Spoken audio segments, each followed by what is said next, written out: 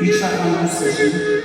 خب دوست داشتی برای اینکه چیکار نمیتونم.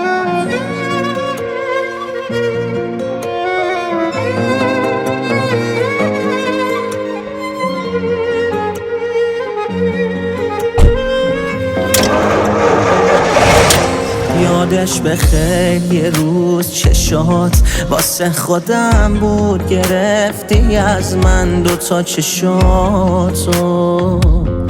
یادش به خیلی من و تو دوتایی زیر بارون، گفتی نری گفتم دارم هوا تو. نمیدونی چقدر دلتنگتم، از دلم نگو با همه می جنگنم. بی حرف و حدیث یکم بشین پای حرف دل من.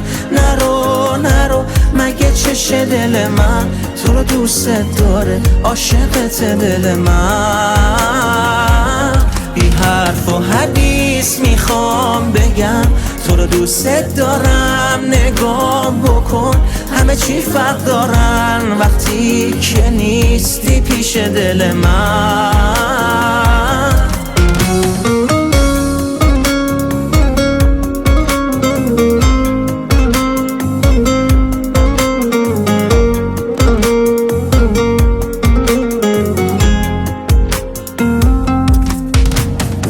حسرتش مون تو دلم، یه بار به هم بگی دوستت دارم.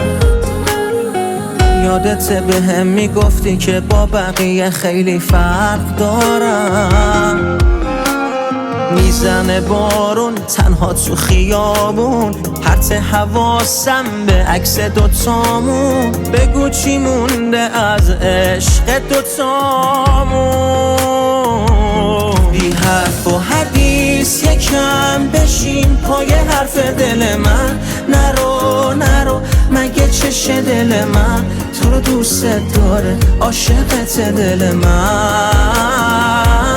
بی حرف و حدیث میخوام بگم تو رو دوست دارم. نگام بکن